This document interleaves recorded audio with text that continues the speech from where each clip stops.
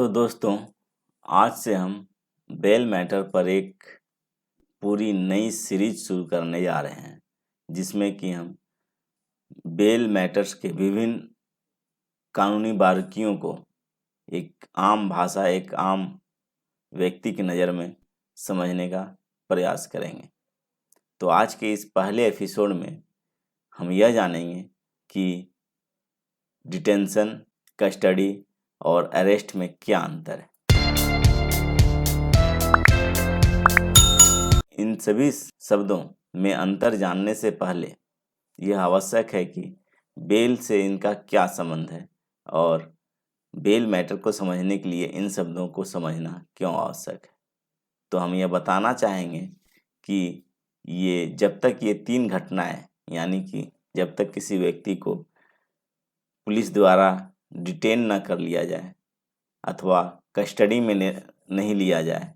या फिर अरेस्ट न किया जाए, तब तक वह व्यक्ति बेल का हकदार नहीं होता है, वह बेल के लिए सक्षम नहीं होता है। तो जब भी बेल की बात आती है तो पहले यह देखना आवश्यक होता है कि उस व्यक्ति को जेल हुई है या नहीं हुई है, यानी कि उस व्यक्ति को या डिटेन किया गया है या नहीं किया गया है, या फिर कस्टडी में है या नहीं है, या फिर अरेस्ट किया गया है या नहीं किया गया है। यदि इन तीनों में से कोई भी स्थिति हो तो उस व्यक्ति को बेल के लिए हकदार माना जा सकता है।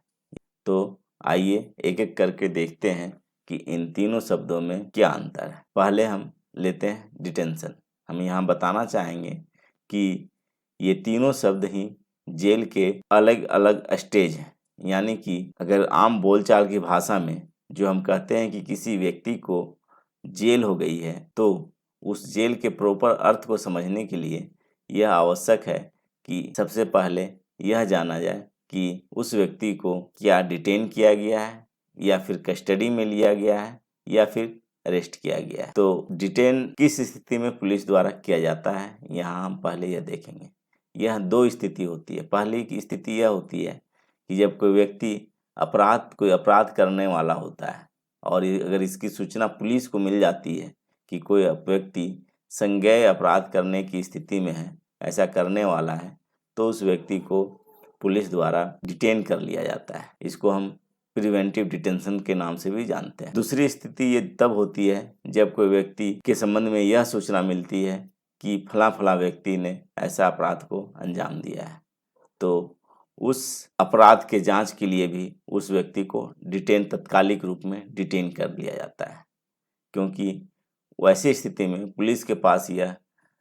ऐसा समय नहीं होता है कि तत्कालिक तौर पर तुरंत उस सूचना के बारे में जांच पड़ताल किया जा सके कि वह सही है या नहीं है। तो तात्कालिक रूप से अपराधी को भागने से रोकने के लिए पुलिस उस व्यक्ति को डिटेन कर लेती है। यह डिटेंशन 24 घंटे से ज़्यादा का नहीं हो सकता। वो 24 घंटे तक पुलिस किसी व्यक्ति को डिटेन कर सकती है, परंतु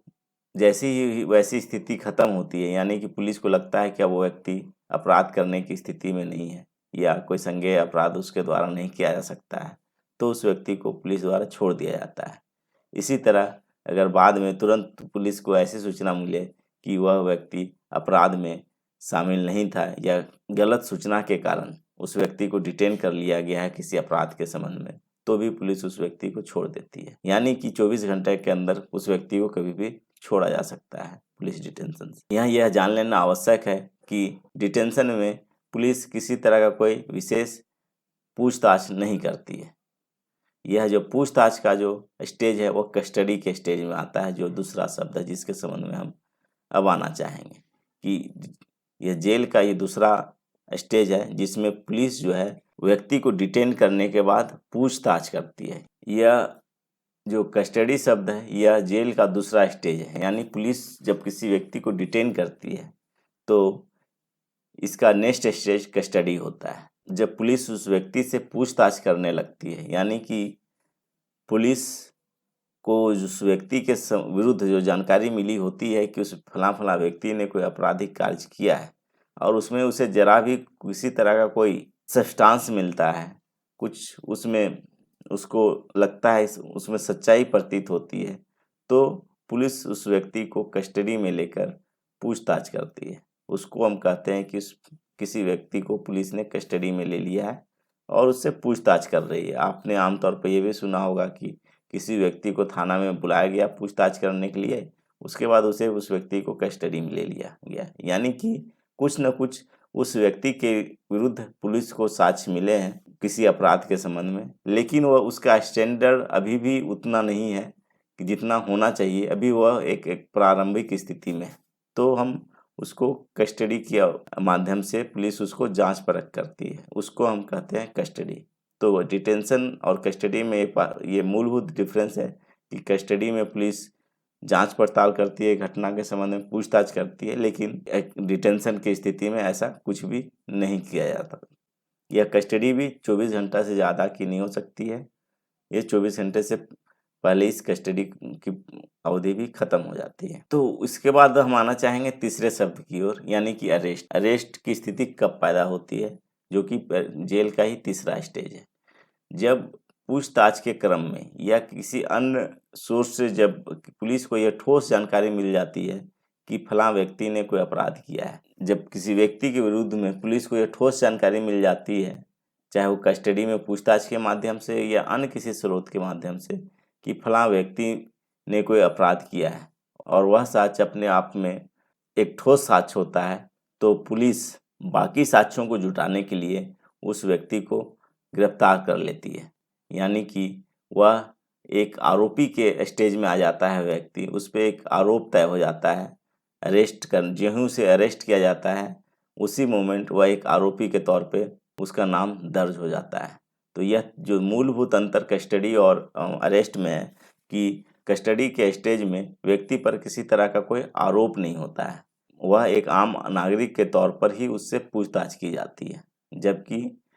जैसे ही उस व्यक्ति को अरेस्ट किया जाता है वह एक आरोपी बन जाता है, यानी कि पुलिस को उसके विरुद्ध कुछ न कुछ ठोस साक्ष्य मिल चुके हैं, जिससे वह व्यक्ति अब आरोपी बन चुका है और उस घटना के संबंध में, उस अपराध के संबंध में बाकी कड़ियों को जोड़ने के लिए पुलिस ने उसको अरेस्ट कर लिया है। अब बाकी जो साक्ष्य है, बाकी जो कुछ घटना के संबंध में जो जानकारी है, वह पुलिस जो है अरेस्ट करने के बाद अपने इंट्रोगेशन में, अपने जांच में वह उस अपराधी के माध्यम से जुटाएगी। तो ये आपने देखा कि 3 तरह के स्टेज हैं जेल के। पहला में डिटेंशन, जिसमें कि किसी तरह की कोई पूछताछ नहीं है, लेकिन व्यक्ति को किसी विशेष स्थान पर ही रोक दिया जाता है ताकि वह उस स्थान से बाहर ना निकल सके, कोई संज्ञेय अपराध कमिट ना कर सके, या फिर अगर कोई वह ऑलरेडी अपराध कर चुका है तो वह कानून की पकड़ से भाग ना पाए। दूसरा की कस्टडी, जब पुलिस को कुछ सूचना मिल जाती है उस व्यक्ति के खिलाफ जो कि एकदम प्रारंभिक अवस्था में होती है, तो उस अवस्था में जांच परख करने के लिए एक आम नागरिक के तौर पर जब व्यक्ति को पुलिस डिटेन करती है, थाने में उससे पूछताछ करती है, तो कहा जाता है कि उस व्यक्ति को कस्टडी में ले लिया गया है। और तीसरा स्टेज वह होता है कि जब पुलिस के पास उस व्यक्ति के खिलाफ कुछ ठोस साक्ष्य मिल जाते हैं और तब उस व्यक्ति को गिरफ्तार कर लिया जाता है, यानी कि वह एक आरोपी के तौर पे उसका नाम दर्ज हो जाता है। तो ये जो है तीनों जब स्थितियां पैदा हो जाती हैं, तीनों में से किसी स्थिति में भी कोई व्यक्ति बेल के लिए हकदार होता है, वह बेल के लिए जो भी कानूनी प्रक्रिया बनाया गया है उसको अपनाते हुए बेल हासिल कर सकता है, यानी कि जमानत हासिल कर सकता है।